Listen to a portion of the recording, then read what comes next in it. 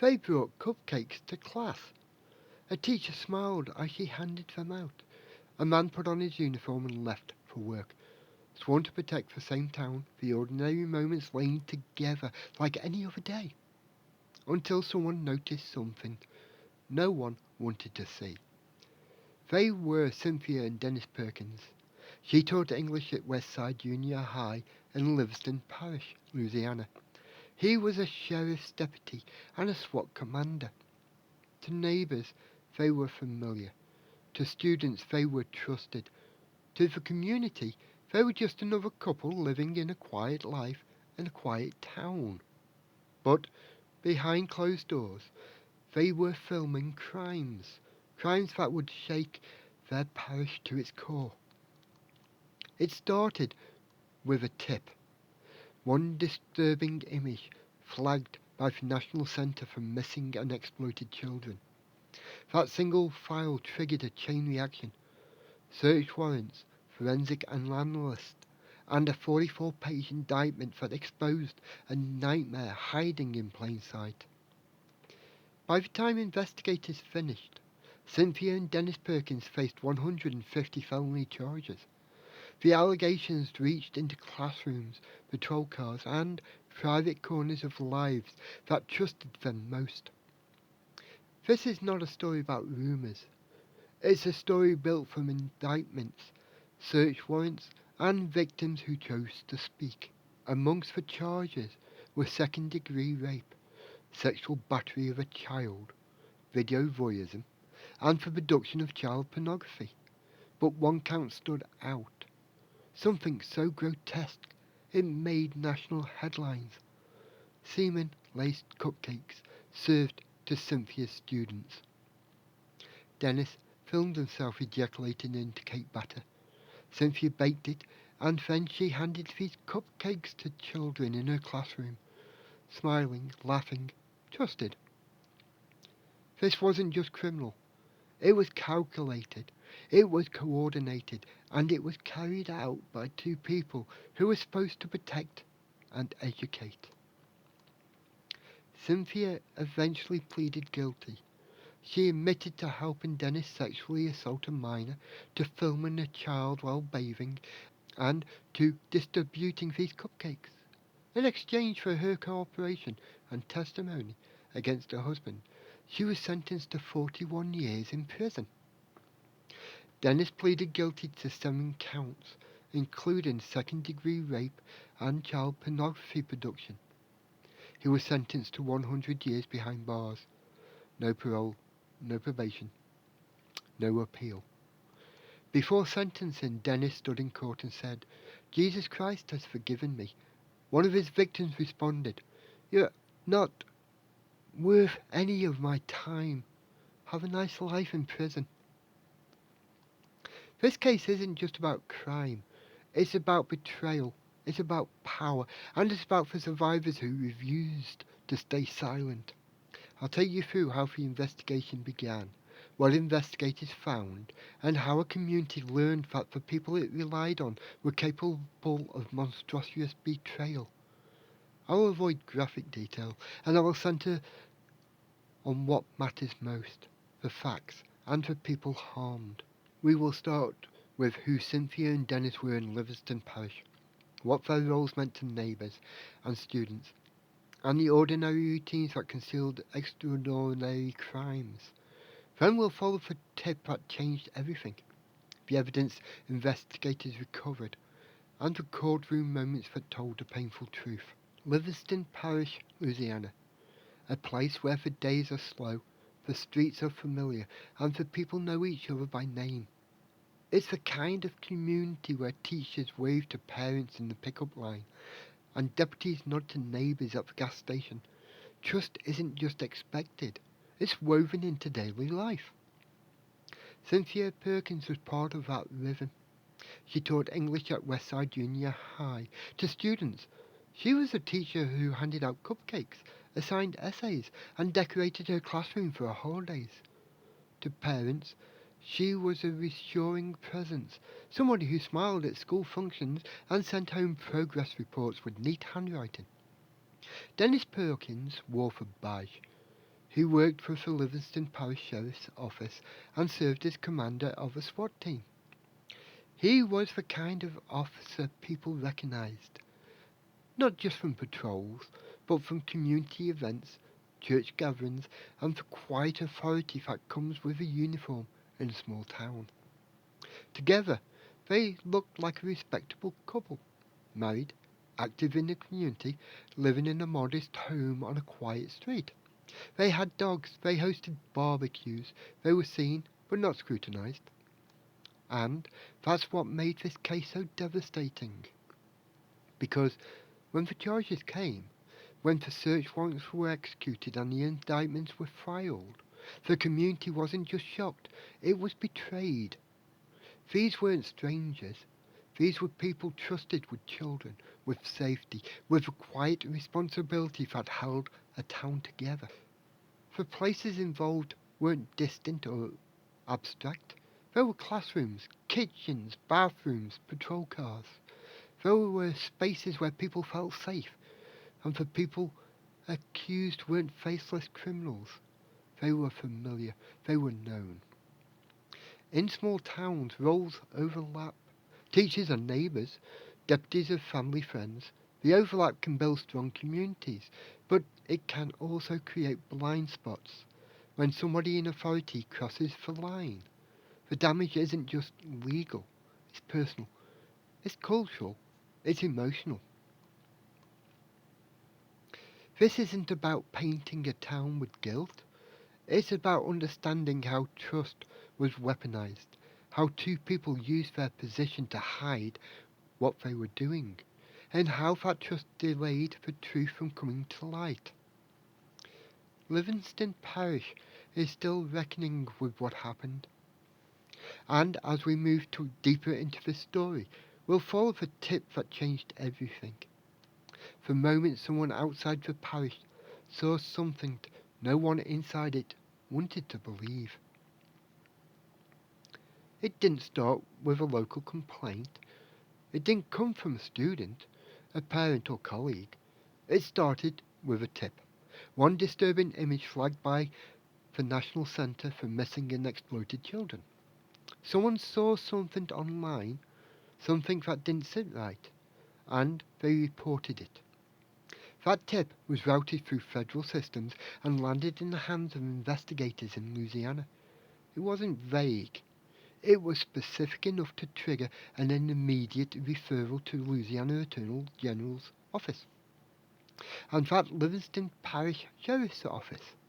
From that moment, the Perkins case was no longer a rumour.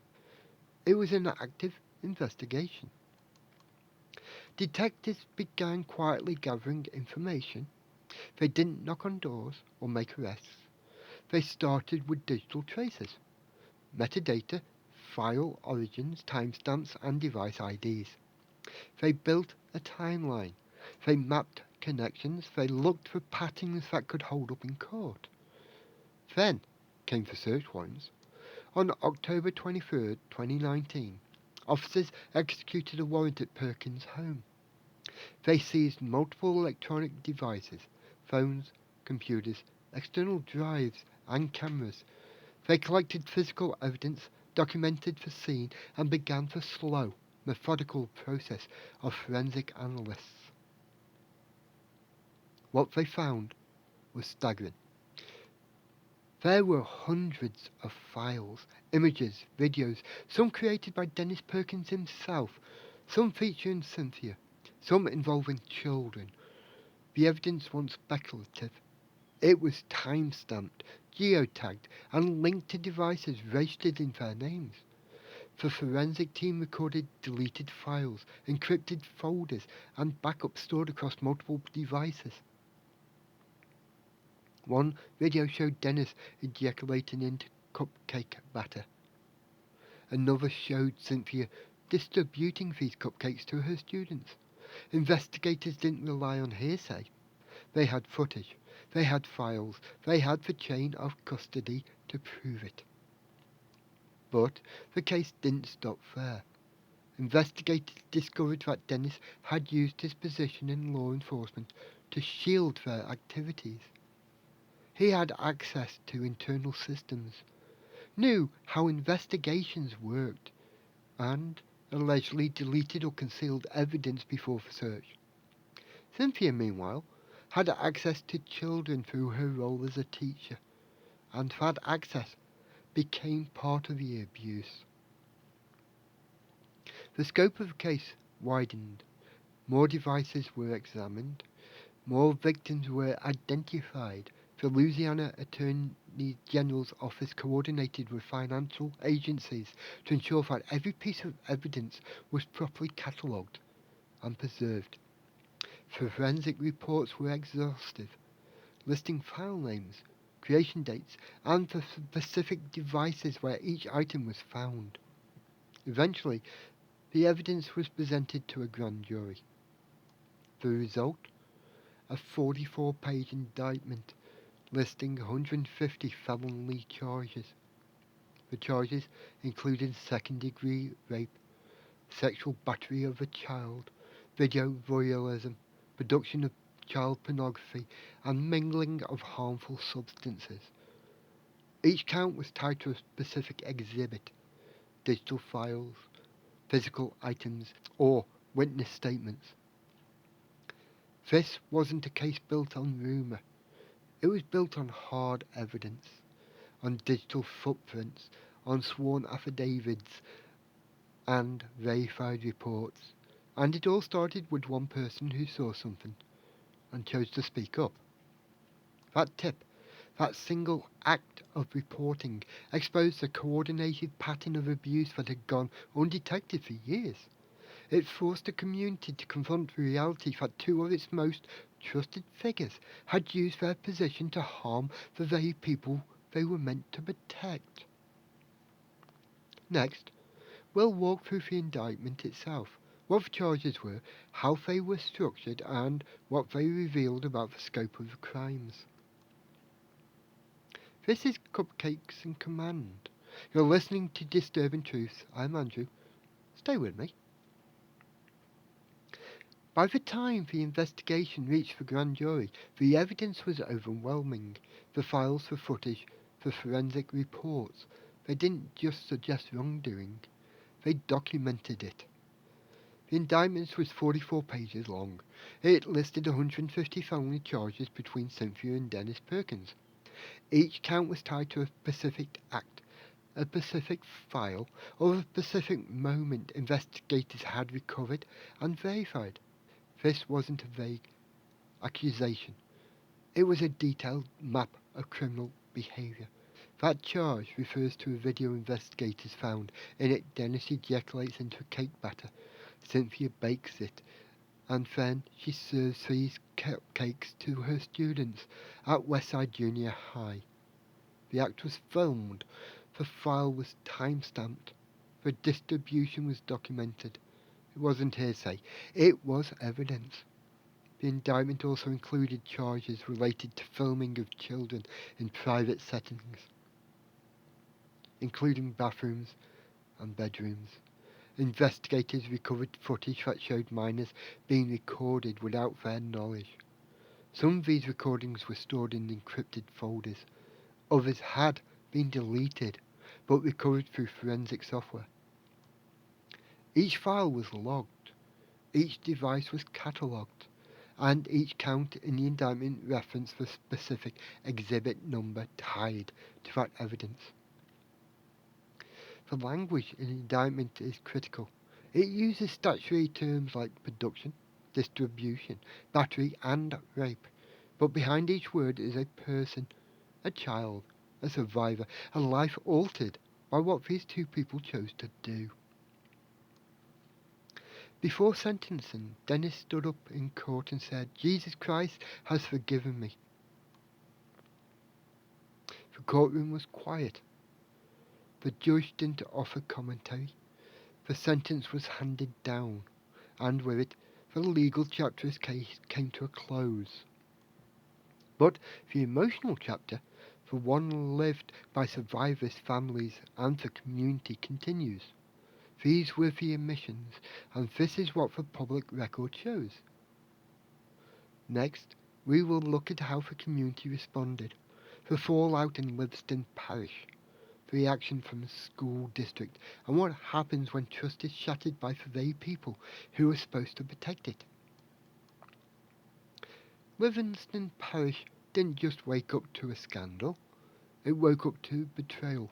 When the charges against Cynthia and Dennis Perkins became public, the reaction wasn't just shock, it was grief. Parents, students and teachers, deputies, neighbours, all forced to reckon with the fact that these two people they knew, trusted, and in some cases loved, had committed crimes that defied comprehension. Cynthia had taught English at Woodside Junior High. She had handed out cupcakes. She smiled at school functions. She is part of the rhythm of daily life. Dennis wore the badge. He led the SWAT team. He was supposed to be the one who responded when things went wrong. And now, they were the ones who had done the unthinkable. In court, the impact statements were raw. One juvenile victim wrote, "You are selfish and a horrible person, and I hope you rot in prison. I wrote this to let you know that you didn't break me down." The child's father read these words in front of Cynthia Perkins. Another survivor said, "You don't deserve to be a mum, or even be free. You will forever be known as the person who hurt me." These weren't just statements, they were declarations of survival, of strength, of refusal to be defined by what was done to them. Cynthia cried during sentencing. She apologized to her students, her family, her children she hadn't spoken to in 3 years. "I'm sorry I didn't come to you all," she said. "I love you and I miss you." But for many in the courtroom, these words rang hollow. One former friend called her the most deceitful person ever. Another described her as Dennis Perkins' huntress. A woman who had once been close to Cynthia said, "I did everything to keep you safe. I loved you. I hope for the next 41 years you pray to your soul for the lives you have destroyed." The school district faced its own reckoning.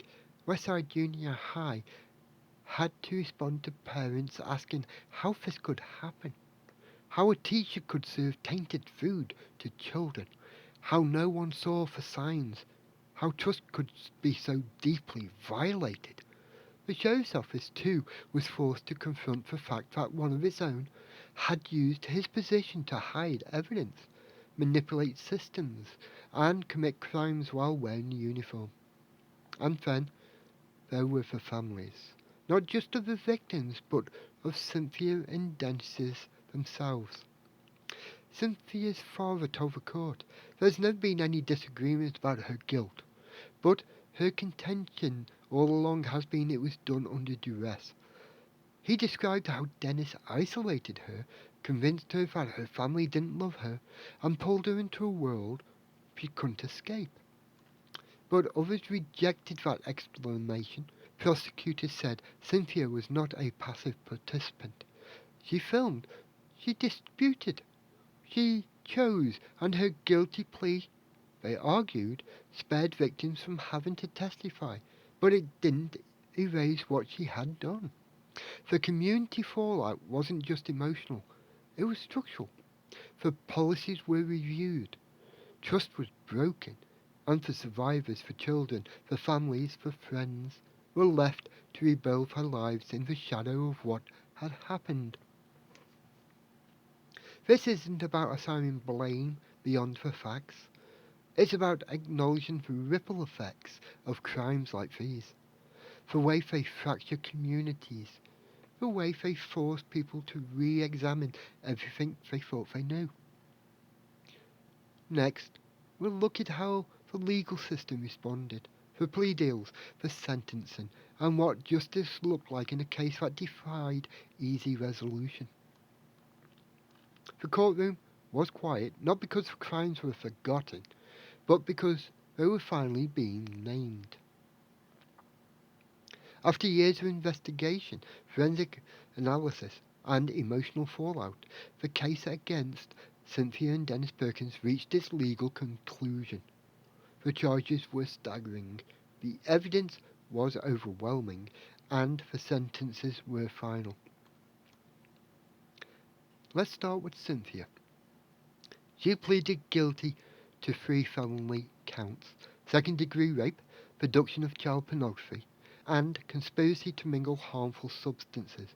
In exchange for her plea, prosecutors dropped 69 other charges, but the ones that remained were representative of the full scope of her involvement. She admitted to helping Dennis sexually assault a minor between the ages of 9 and 10.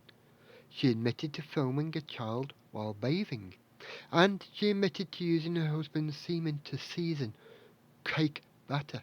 Cupcakes she then served to her students at Westside Junior High. In court, Cynthia apologized. She cried. She said, "I would also like to apologize to my 3 children. I haven't spoken to them in 3 years. I love them, and I miss them, and I'm sorry." But for many in the courtroom, these words weren't enough. Cynthia was sentenced to 41 years in prison.